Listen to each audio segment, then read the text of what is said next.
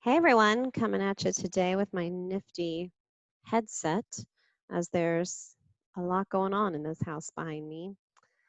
Working from home has been an intriguing experience.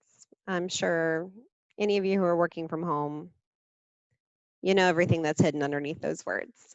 There have been positives, of course. I'm in very comfy clothes all day. I don't really wear shoes. Um, and then some real challenges, but we're getting through it. All right, so today we're going to talk about writing. And I want to start just by talking about being comfortable writing. I know that for a lot of people, the idea of writing is very intimidating.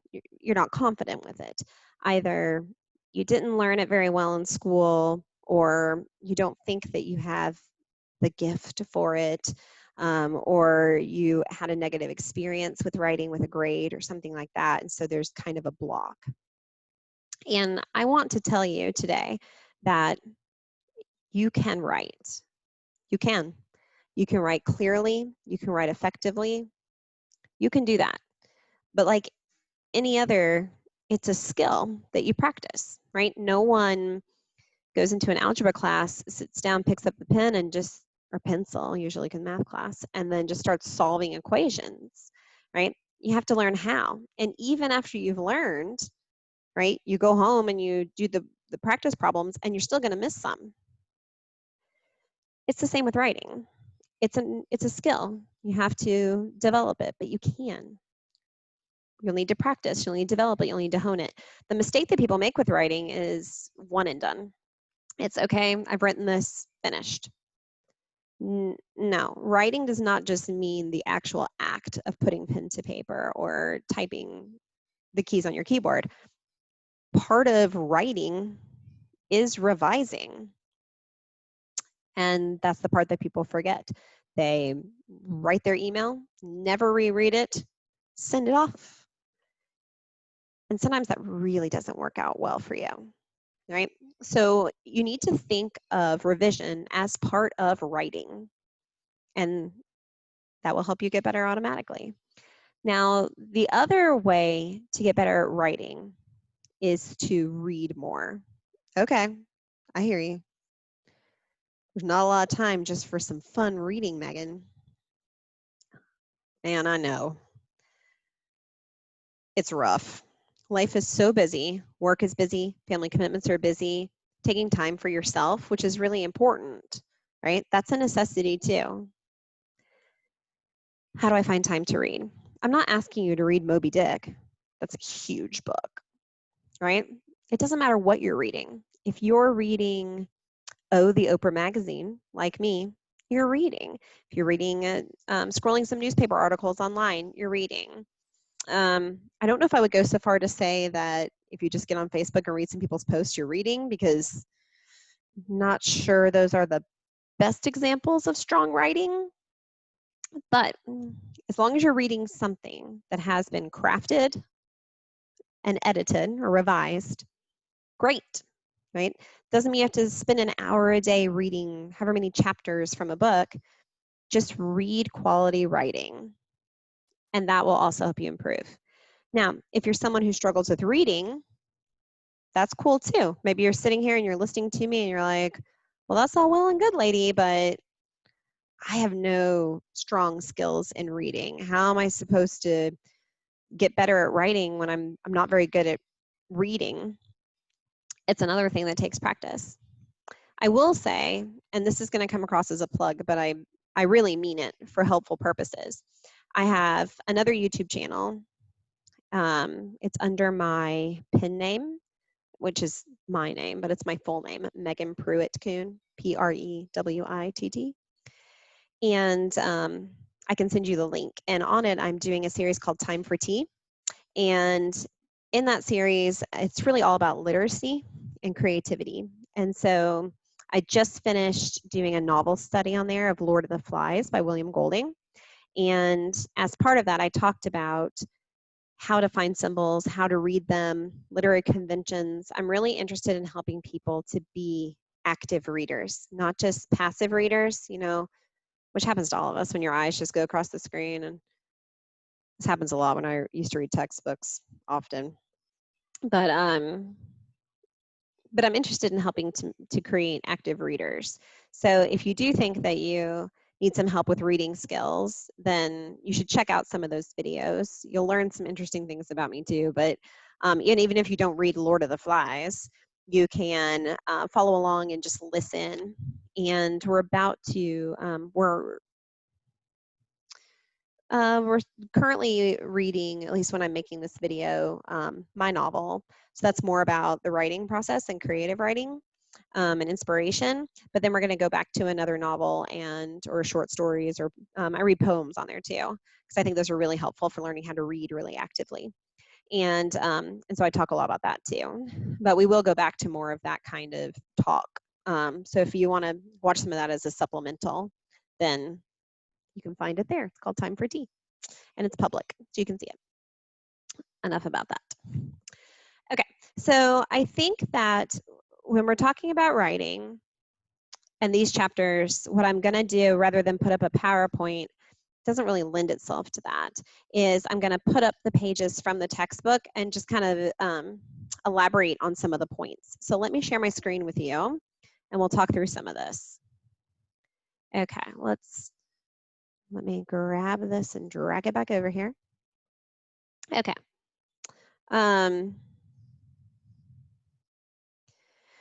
Okay, so when we talk about written communication, one of the biggest points I want to emphasize with you is clarity. Clarity, clarity, clarity.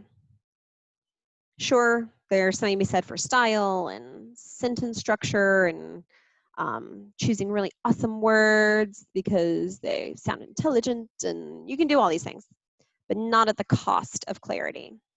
If you are someone who is in the beginning stages of really developing your writing, use simple sentences. It's fine. I would rather read something that's written simply and that's very clear than something that's written in a convoluted, confusing way, and I actually have no idea what you're trying to convey to me. So, so that's important to keep in mind. So you read a little bit too about oral versus written communication and the differences there. There are a lot of similarities in oral and written communication. Those 8 essential elements, which we talked about yesterday, are an example. Certainly both of them have a verbal and nonverbal component. We're going to talk about the nonverbal component in written communication in just a moment. And here's, well, it goes into synchronous and asynchronous. But let me go ahead and get to what I really want. We talked about how writing is learned. Okay, here we go. Good business writing. Okay, what's good writing? Like I said before, most Facebook posts are not good writing. There are some exceptions. There's someone I follow, she's a historian on Facebook, and she writes sort of a recap of what's happened today in government, politics, and just sort of a general history way. She writes it through the lens of a historian. And so that's good writing. But I also follow, you know, The Bachelor. So, and I'm, well, not usually good writing. So good writing follows the rules. Now, I know I said you could break them earlier, but I also said you had to be careful doing that. So good business writing follows the rules, is easy to read, so clarity, and attracts the reader. Like I said in the last video, if I open an email and it's just multiple big blocks of words, I'm going to put that puppy to the side for later or skim it at best. I might just read the first sentence of every paragraph and then vow that I'll come back later and finish it, but I probably won't. And then you spend all that time crafting it and nobody's read it. So we don't want that. Okay. Other qualities of good writing: meets the reader's expectations. We talked about that last time. Is clear and concise. And so what we mean by that is that it's clear, clarity, like we discussed, but also that it's concise, which is going into that big block thing I'm talking about. Concise just means it says what it needs to say as efficiently as possible. Because remember, you're asking someone to take time out of their day to listen to you, whether it's actually listening to you or listening to your words through reading, right? Make it worth their time. We've all sat in meetings and left. I mean, maybe we haven't all, but I have certainly sat in many meetings and left thinking that could have been an email. That hour of my life could have been an email. It was not concise. It was not efficient. It was not effective. That's what you're aiming for. Efficient, right? It goes along with being concise, right? It gets to the point. We're getting the job done. That doesn't mean you have to rush. It just means stay focused and don't keep me longer than you need to. And effective as well. A lot of that is about the words that you choose, right? And then, of course, you need to know the intended reader. So these rhetorical elements are what I was discussing the other day when we talked about ethos. So I want to make some points about the other two as well. Logos, and I mentioned this, is an appeal to reason. And so when you're thinking about a logos appeal to your audience, that contributes clarity, conciseness to your message. It also affects your arrangement, right? How will I best convince people that this is the right move to make, right? How do I organize my thoughts in a way that develops and takes them along on this journey to realizing that I'm totally right, okay?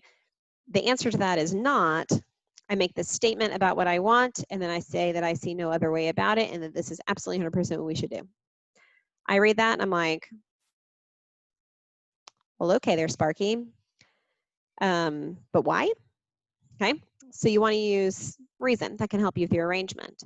We talked about credibility last week and a little bit about pathos too. But we see pathos come across in expression, right? The example here is perfect. I really don't have words to express how grateful I am for all the support you've extended me and my family in this hour of need. You guys are the best, right? That expresses your feelings, right? And helps with the tone. Remember, the tone is the attitude of the speaker. Pathos can add emphasis and also engagement, right? And that's important, the relationship you have with the audience. How do you get them engaged with you, right? Often it's by appealing to their emotions in one way or the other. Now, there are ways to do that and ways not to, and we're going to get into that when we talk about style. So one of the worst, hold on, I'll make you wait for it. We've talked about colloquial language a little bit. You have to know when it's appropriate and when it's not. Typically, colloquial language is not used in business writing or professional communication. There are exceptions to every rule, but typically that's not what we use. For example, this sample, oh man, this drives me nuts as an instructor. This drives me nuts. And I'll tell you this story because I know that the person is not in this class, although even if they were, they need to know this. When I was working at UES, after the announcement, I would get emails from students, and the majority of them were very kind and recognized that I have no power here. But man, I got one, and it was just lighting me on fire. And I mean, like, the writer was trying to light me on fire. And the thing was, I knew that came out of a place of emotion, but it was also written kind of like this. Not a lot of capital letters. The awkward, y'all, I mean, I don't think I'm ancient or anything, but I have to sit here and it's like I'm decoding a note. And I remember being in middle school and having like my own code with my friend and writing each other notes. And I feel like I'm doing that, but I don't have the decoder. Oh, hold on 1 second. It's my son. Yes, Jack?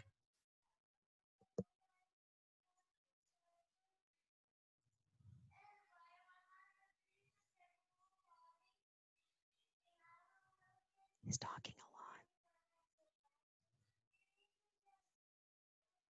Still talking.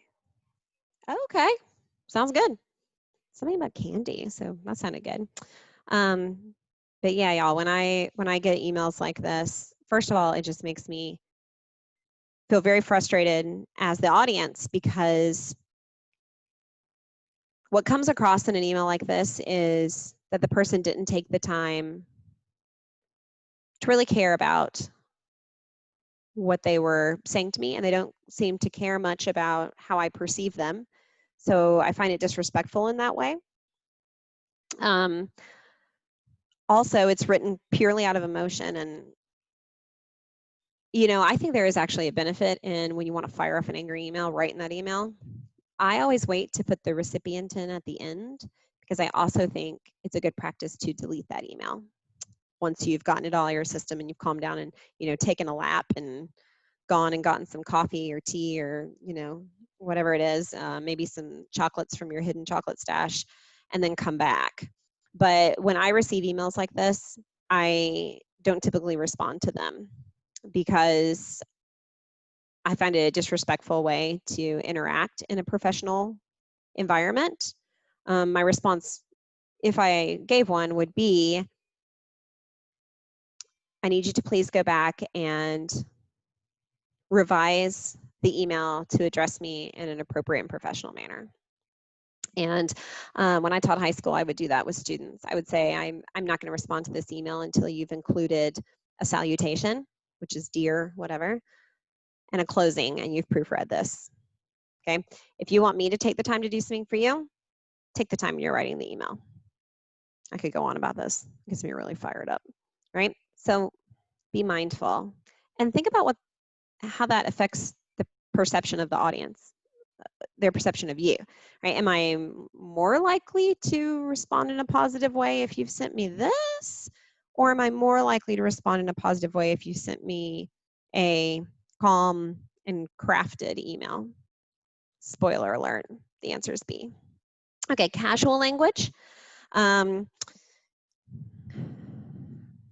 There's a time and place for this in communications within the office. For professional communications, for official business communications, no. Now, once again, this doesn't mean we go for this grandiose, lofty style. It means we're somewhere in the middle between lofty and casual, right? And that's usually called formal speech. So it's just a degree of formality. Now, what you're told here, which is right, is that it's characterized by vocabulary and syntax.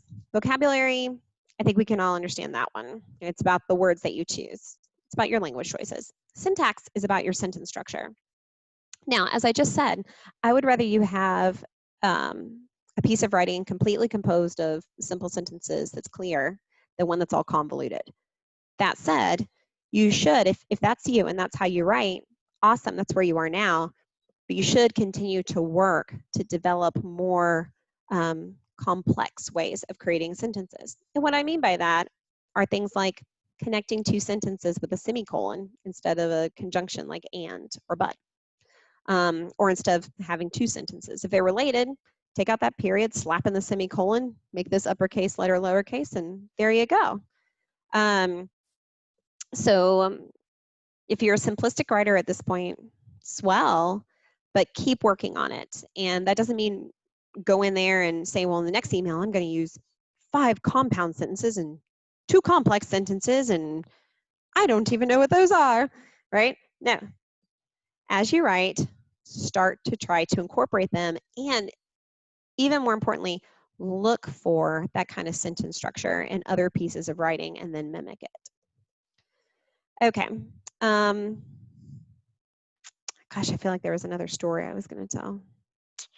Must not have been a very good one. All right, principles of written communication. We talked about this a little bit in an earlier video about how words are basically abstract, but words are also governed by rules. That's the nature of language and how and of the construct of language. This whole concept of how words shape our reality is also really important. We talked about that a little bit the other day too. We were talking about semantics, but that's important to keep in mind. When we talk about legal responsibility, you just want to make sure that, and ethics too, make sure that you're giving credit where credit is due. If you are borrowing words from someone, even if it's just a phrase, you need to attribute that to them. In terms of ethics, you want to avoid things like libel, which is false statements that damage reputations, right? Try to be honest. In fact, just do be honest in your writing. Now, That doesn't mean you have to lay it all out there. There's certainly times when it's appropriate for you to, kind of skirt around the issue for right now because you've been instructed to do so, or it's not the right time for it, or not the right means of having that conversation. That's fine. I'm not saying bare your soul in every communication you put forth, but do be honest in what you do say. That's what we'll say. Okay, so some barriers to effective communication. Do sweat the small stuff, right? Once again, here's another example. There are so many errors here. This should be a capital I. What's they? I don't know what you're talking about. This is not spelled correctly. 1110. Spell that out. Capitalize. This is a run-on sentence. They was due. Okay, they were due. That's a proper past tense. So that's I did them. Do I still? There's a lot that's wrong in here. Here's a tip. When you've written a communication, put it aside. Go get your coffee. Come back. And then read it out loud. Close the office door, wherever you are. Read it out loud. Read it slowly out loud, because then you will be able to hear some of these issues, right? You'll be able to hear, that's I did them, do I still get credit? Whoa, whoa, whoa, whoa, I wrote that really quickly. Let me fix that, okay? Read it out loud slowly, okay? You can also get someone to proofread for you, but I would suggest you read out loud slowly first because it's best that you learn from this. The target meaning. You must not let inventory build up. You must monitor carrying costs and keep them under control. Ship any job lots of more than 25 to us at once. Okay? Bypassing is what they talk about here. The misunderstanding that occurs when the receiver misses the source's intended meaning. You have to always remember that words mean different things to different people in different contexts. Like we talked about yesterday with connotations and denotations, right? Dirt, soil. That wasn't yesterday. Gosh, that was a couple weeks ago. Dirt, soil, earth. Okay? If I say, I don't know, I can't think of an example, but if I use the word dirt, it may have a different meaning to someone else. And this is why it's important to choose the appropriate words. And, you're not always going to get this right. But once again, think about your audience. Think about what you're intending, okay? And be as clear as possible. Likewise, when you're receiving messages, if you need clarification, ask for it. Better to ask for it. And in your communication back, you just say, thank you so much for that instruction. Just to clarify, you wish for me to do X, Y, Z. Am I correct? Thank you. Okay, it's okay to ask for clarification. Now, the nonverbal aspects of the message, let me just have a moment here. So when I taught high school, there was a parent who would email these really long diatribes to us teachers. And the worst part, and the truth is that we all shared these emails because it was such a unique experience. So it wasn't just I who received these emails. There were plenty of folks. The emails would be, she would bold certain sections of them. Talk about that in a second. She would also use different colors for different words and different fonts and change them for her emphasis.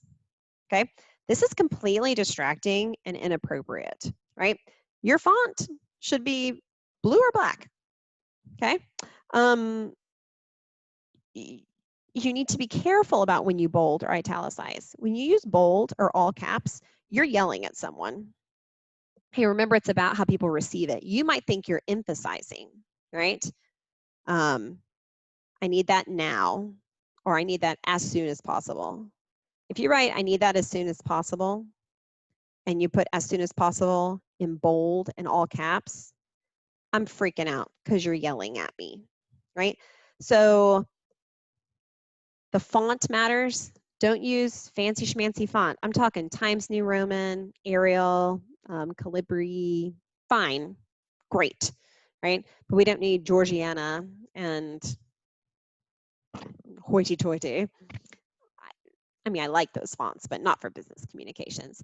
So just know that the font matters and the bolding and the italics matter. Use them sparingly. When I would receive those emails from her, I can't even tell you really what the content was, except she was upset about something, because all I saw were the colors and the italics and the bold, right? The underlines, and she would highlight portions, and it was too much. So you can use those tools, but use them sparingly. And then review, reflect, revise. Okay, moving on, people. Here we go. Okay, so writing prep. This is a step that everyone seems to skip, right? People skip the prep. People skip the revision, right? Because you just want to get it done. I gotcha. But do you want to get it done right, and do you want to get it done well? There's the questions to ask yourself, okay?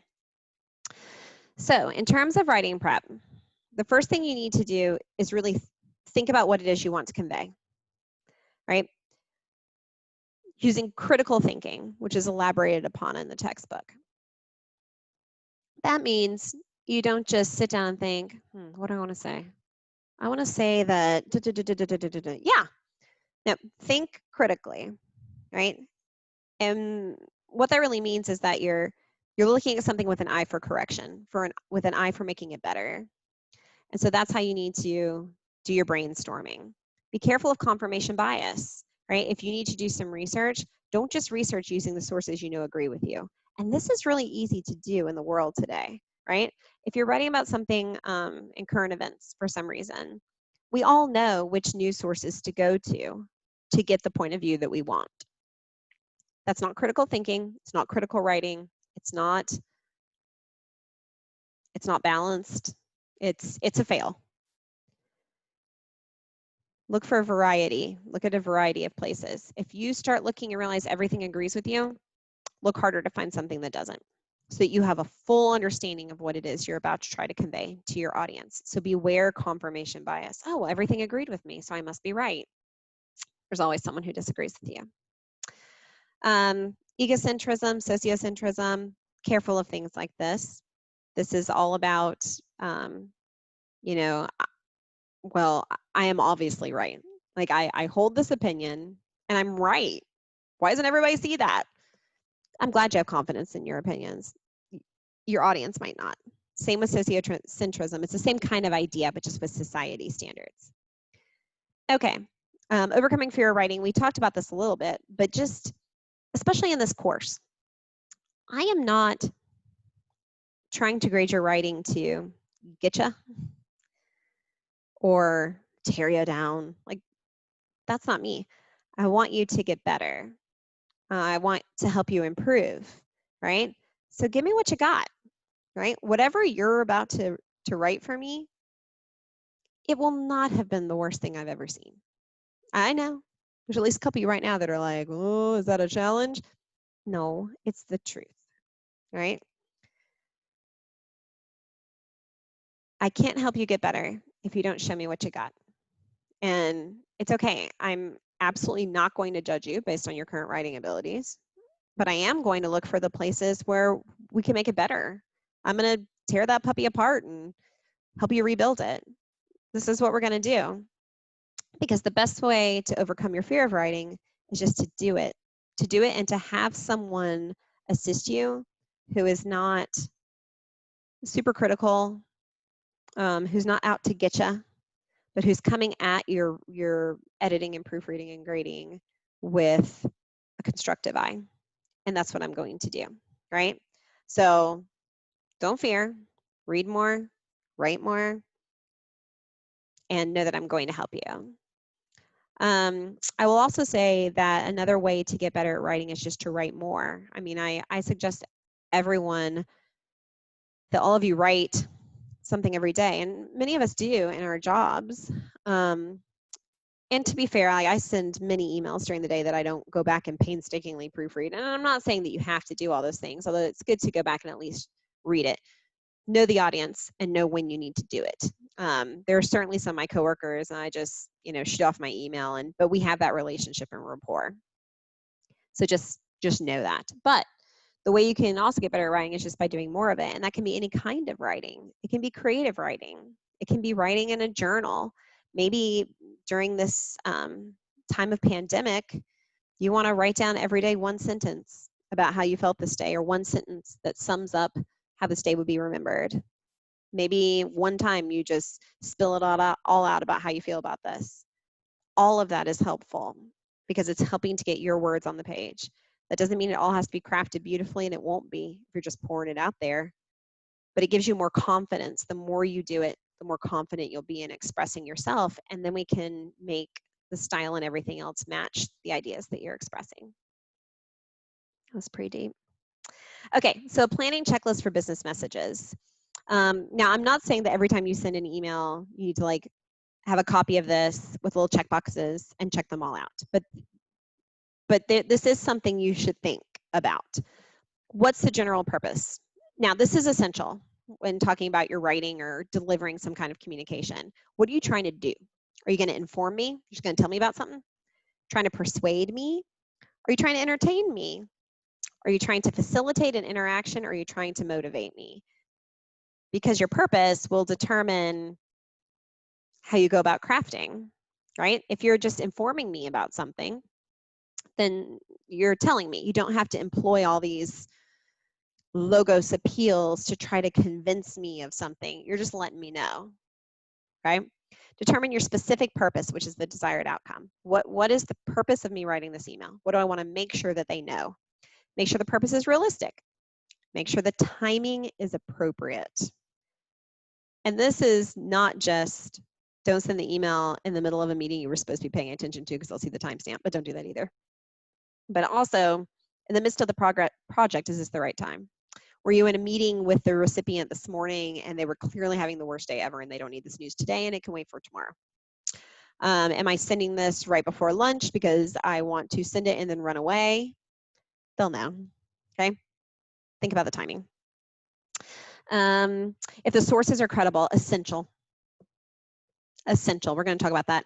Make sure the message reflects positively on your business. You never want to send a message that makes it sound like, you know, I don't know, I had a coworker once who, whenever we would talk about the school we worked at, he'd say, better pack your parachute. This place is going under. It hasn't gone under, right? He ended up getting fired from his job because he was so negative about our place of employment. Determine the audience size, because that matters too, doesn't it? If I'm sending one email to my colleague, Michelle Stiles, I'm going to write it differently than if I'm selling it to everyone in finance and financial aid at Furman. Determine the audience composition. We've talked about that. Determine audience knowledge and awareness of topic. Also very important. How much do I need to say? You don't want to over-explain, right? You don't want to define terms for everybody if they know. That comes across as insulting. But you also don't want to speak over them. So, you know, and don't worry about it. You know, if you occasionally explain something they already knew, that's one thing. If you're a person that does that all the time, that's quite another. But do think when you're writing, do I need to give the same explanation? Do we all have an understanding of this topic? Anticipate probable responses. That's important too, because you can go ahead and answer questions that you anticipate, or you can go ahead and begin preparing for the onslaught, if that's the kind of message that you've sent out. Select the correct channel. Is this an email? Is this a memo? Should this be a phone call? Is this a person-to-person visit? The correct channel. Only you will know that because it depends on the dynamics of your company and the audience. But that's something you really need to think about. Don't pick what's most comfortable for you. I am someone, I intensely despise talking on the phone. I just can't stand it. I will video call someone. I will talk to someone in person for hours. Man, I can talk. And my mother would laugh at this because I used to talk so long that the cordless phone would die and I would have to switch to another one. And back when we had a cord on our phone, we had to get an extender so I could just wrap it through the house. And I mean, I was on the phone all the time. But so choose the correct channel. How should I really do this? And then just do it. And make sure the information provided is accurate, ethical, and pertinent. Okay, the purpose, you've read this for yourself, but you know, just make sure that you're very clear about what the purpose is. And both for yourself and for conveying it. Credibility, timing, audience. We've talked about a lot of this in the communication channels too. I actually think this is a pretty handy chart. Okay. Well, let's get past that because we can get bogged down. Okay, research. Oh, guys, I love research. I just think research is the bomb. It's like a treasure hunt, and I just love a treasure hunt. It's probably because I should have been a pirate, but that's a whole nother thing. So research. Here's what I want to say to you about research. Several things. One, when you need to research something for a presentation, narrow the topic. That's going to help you immensely. How narrow can you go? And what I mean by that is how specific can you get, right? If you're asked to make a presentation on the impact of COVID-19 on the stock market, that's huge, right? If appropriate, how narrow can I get? Can I write about the effect of COVID-19 on like one sector? Like, how narrow can I get? That will help you to be more specific in your communication and with your research. You want to focus on key points, right? The mistake people make is that they go out there and they start doing research expecting the ideas to come to them from the research. Research can be helpful in sparking the ideas, but the ideas should come from you. What are the key points you want to make, right? If I'm writing an essay about why I think F. Scott Fitzgerald is overrated, then what are the key points? What do I want to say? I don't just run out there and start reading everybody else's ideas. No, what are mine? Now, that doesn't mean I'm not going to change my ideas or morph them or, as we go along, but trust in yourself, trust in your own intelligence, trust in your knowledge of where you work in the industry that you're in. Trust in that. Come up with your own ideas. Focus on those key points and let the research lead you where it will, but go in there with ideas. Investigation, organize. Ooh, how I love organizing. We could just have a field day on how to organize, but that will also depend on your company and your area. Ethics, plagiarism, we've talked about this a little bit, but the one area here that I really want to focus on is the credibility of sources, especially with the internet. When I was growing up, our class in school would rent out the library, and we'd have to go to the library as a class, and we would use the card catalog, and we would find our books, or we would go to the encyclopedias. And our home had an encyclopedia, a World Book encyclopedia set in it. It was this big deal that my family got that so we could have all this information. And it was a slow process. But that being said, there are some benefits to taking things slowly, right? To dwelling, to not rushing through. You really have to think about how to find good sources. You couldn't just type it into a search engine. I mean, we knew that the encyclopedias were good, but what are the books that have been chosen to be in this library and who wrote them? And when you went to the library, you could pretty much trust that everything in there was legitimate. Today, when you go to do research on the internet, you can't. I could go into any Wikipedia article right now and type anything I want in there. It could be false, it could be biased, it could be just the story of my life put into a footnote right there on the page when you've looked up Britney Spears, right? So with all sources, but especially online sources, you need to be careful of the credibility. Now, okay, that's scary. What do we do? There's several ways you can go about this. If you're on a website that has .org or .edu or .gov, almost always reliable.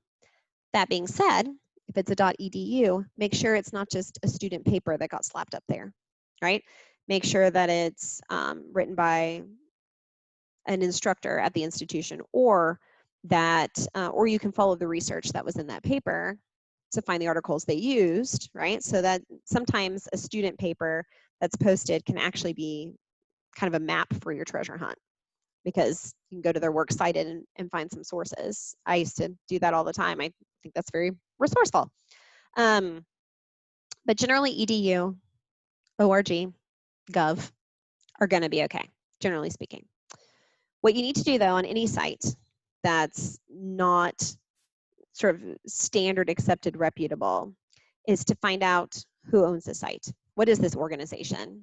Is this a legit organization? Is this an organization that one person is actually running out of their dining room from home, right? And you can find that either in the About section or often at the very bottom of the page and with enough hunting. But you need to find out who wrote that, who provided this information, who did the research. Also, when you're doing research and you're using graphs, make sure that you really look at how that graph has been drawn and if it's been drawn in a deceiving way. I see so many graphs, bar graphs in particular, that pop up on screens, and the scale is such that it's very misleading. So just take the time, find the source, get super excited because you found it, make sure it's legit. Look at the little bit at the end, scroll down, find out what this place is that has the source. And then if you're using a graphic, make sure you analyze it and make sure you attribute all those things.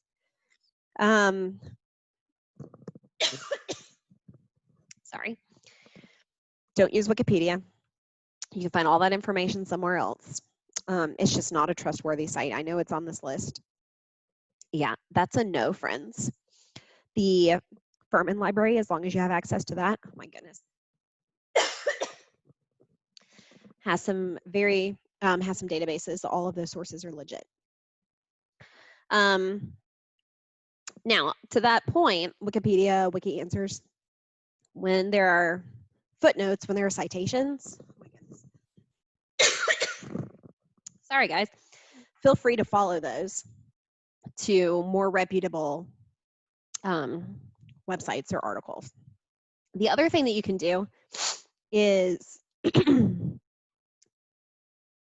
to, especially with news sources, if you're not sure about the news source and if it has a bias, and that doesn't mean you can't use it, it just means you need to acknowledge the bias or balance it out. But you can go to websites like allsides.com or Snopes. Snopes is a fact checker website, but allsides.com has a great, actually, let me just pull it up for you. All Sides. Oh my goodness.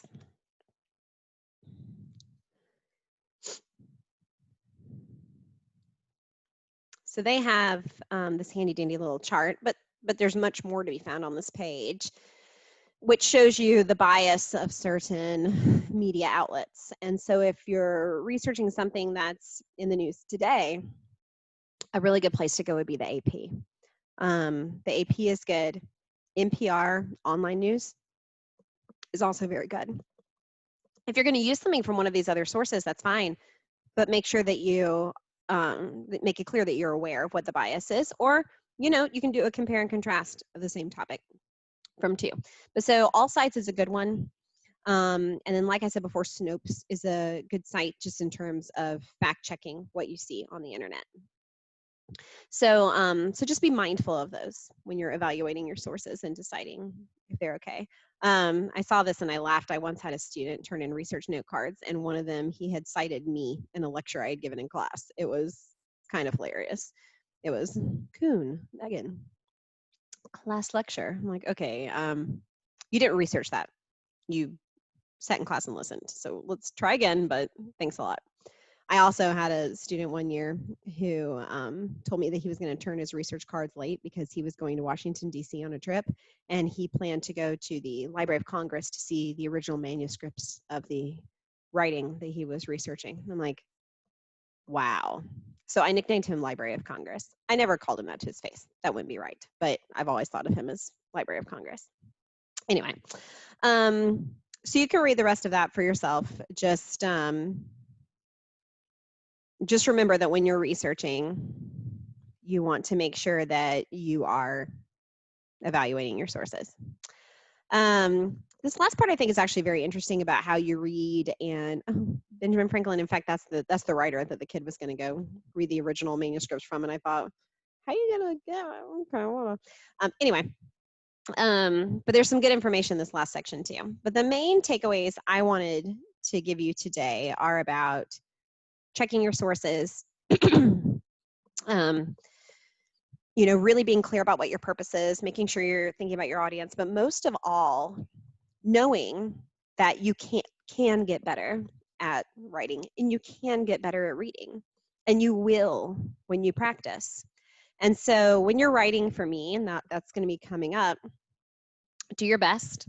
Please proofread it. Oh, well, you know how I feel now about that. And I'm going to give you constructive comments on them. I will give you the grade that's appropriate, but I will also help you to improve that. So don't be afraid. We're going to do this together. It's going to be kind of great. All right, so you've got a couple of activities for this week that are based on some questions here in the reading, and then a forum post. And I will see you next week. I almost aged myself, so I'll go ahead and age myself. Same bad time, same bad channel. Yes, I know. Just stop talking, lady. Make sure, remember that if you have questions, put them in the forum, and we'll get them answered for you guys. Hope you're doing really well. I cannot wait to get some of this writing from you and to see you guys on the videos that you're going to make. This way of teaching is odd to me. I'm super relational and into interactions, so I'm really looking forward to it. I will talk to you guys soon. I hope you have a great rest of your day or your evening, and good luck with everything. Thinking of you. Bye.